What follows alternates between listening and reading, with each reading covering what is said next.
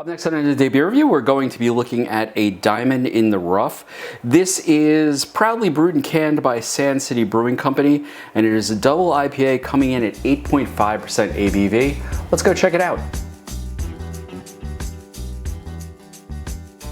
Hi, it's Rich and welcome to today's beer review, and today we are looking at a Diamond in the Rough. This is a double IPA that was brewed and canned in Northport, New York, which is out east a ways from me, probably about an hour away, but is available pretty much everywhere on Long Island. So I was able to get some of this to try it out. And, lately I've been trying to expand into the double IPAs and the IPAs and all that kind of stuff like that. So I figured, let me give the local a try because I haven't tried theirs. Now, let's give it a pour. I am using my Bad Things Happen in Philadelphia, which, thank you, Julie and Leah. So now this is definitely pouring very hazy. It looks, and I know I use this description a lot, it looks sort of like a pineapple juice, but actually it looks more like an Orange Julius here. It's definitely thicker than I would have expected. I know my pour sucks, so we'll just leave it at that. And we'll let this settle just a bit. Now, the nice thing is so far, I'm not getting that sort of hoppy aroma that I don't like. What does this say? This says double IPA, 8.5% ABV. It can give you birth defects, especially if your mom is drinking it while you're, in utero. And that's pretty much it. So, they're not giving me any hops. This was brewed on 4/20, so this is a couple months old. April, May, June. Ooh, it's actually like April, May, June. Yeah, it's like 3-4 months old. Now, there's actually a nice piney nose to this, with some citrus. And again, I'm going to say sort of generic citrus, sort of that citrus you get out of like a can of like citrus drink mix. It's not an overwhelming nose. I'm not sitting here going, oh man, there's a possibility that this could not be good. And I have said I don't want to drink a beer normally that you can see through. And this, this actually fits the bill. You can't see through this. So let's give it a taste.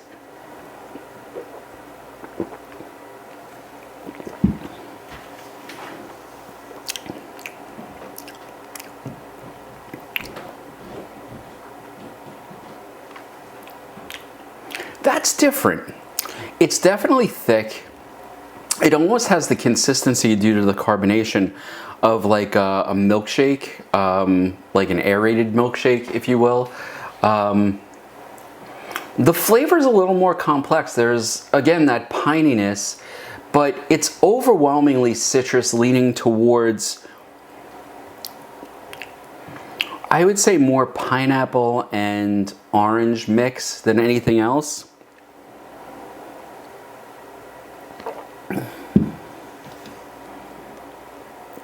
The mouthfeel is so nice. There's just like a creaminess to this. And it really does, not the flavor, but the texture reminds me of an Orange Julius, which if you've never had that or have no idea what the hell I'm talking about, it used to be a drink you could get at a place called Orange Julius where it was like orange juice and like cream or something whipped up. Now, I will say this, there is a hoppiness to this beer that I'm not super fond of. And when I say that, I mean like, the bitterness is sort of building up after a couple of sips. Will I drink the whole beer? Definitely. I think it's actually a pretty well put together double IPA, a good flavor profile to it of sort of that citrus pineapple flavor and that pininess on the background of it. I don't like the constant buildup of the bitterness. I do find that a little problematic. Now, this is also coming in at 8.5 ABV, which means sort of high up there on the ABV. Yeah, you see the bitterness is starting to become sort of like cloying.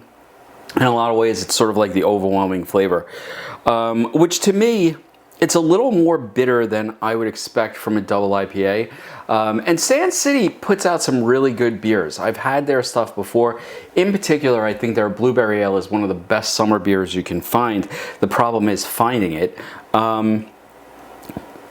So yeah, that buildup of the bitterness. For the The typical IPA drinker, I think you're gonna love this. And you know, at 8.5% ABV, I'm not even getting a lot of burn in my stomach, which is nice because they've done a good job of sort of tucking that alcohol in, excuse me, without making it the dominant flavor. But this is the thing that's more interesting, I think.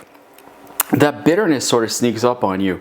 And if you're an IPA drinker that's not a big fan of that back end bitterness, this might not be the beer for you.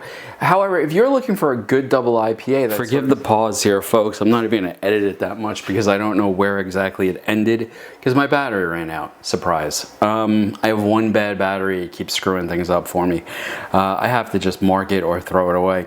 So let me go back because I don't know what the camera stopped recording. So again, if you're a traditional IPA drinker and you like that sort of buildup of that bitterness on the back end, this might fit right in your wheelhouse.